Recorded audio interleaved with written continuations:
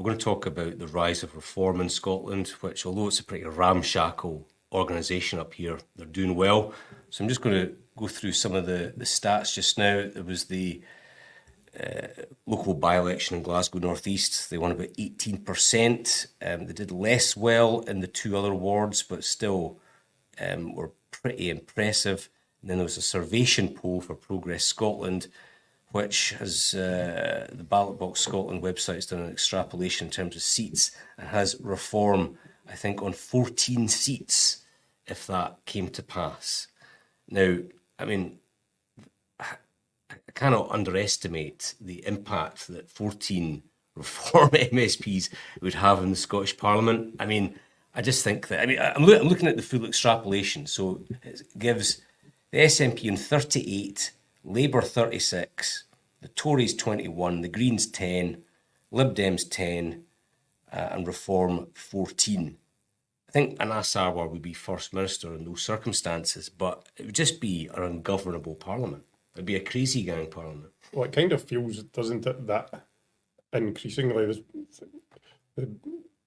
if that happens, that there would need to be some kind of coalition of centre-left parties, and the only deal that would potentially work there is a deal between Labour and the SNP. That's obviously extremely unpalatable to both parties. I think probably less for the SNP, but it does feel that if you have this, I mean, really it's the Scottish Parliament kind of balancing out as it was supposed to be in the beginning, wasn't it? Where it was going to be a parliament of coalitions, and if you've got this new thing, reform, which, I mean, it's kind of inexplicable in a way. It's a party that's built pretty much entirely around the immigration debate. Now, in Scotland, immigration has been far less significant than it has been elsewhere in the UK, and it's also the case that I don't think any serious economist will not tell you that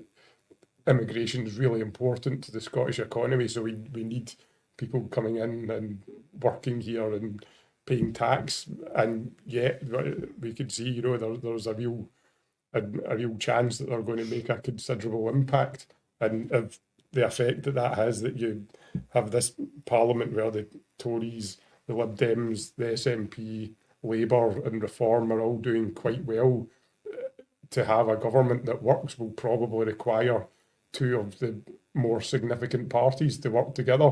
The only two parties that you can really see having that kind of relationship, as odd as it sounds, would be Labour and the SNP. I'm just looking at the seat breakdown, and the only two parties that I think that could get a majority if they work together are the SNP and Labour. There's no other two-party combination that works. So for a budget, you need three parties. Any legislation, you need three parties. If the SNP and Labour just continue to refuse to work with each other. So, and then, I mean, it's... I think we were discussing this before the programme started, and reform are kind of the disruptors. I know their key policy is immigration, but it's not. It's more a vote to say, I'm really not happy with the way things are. I don't like the system. I don't like how things are set up.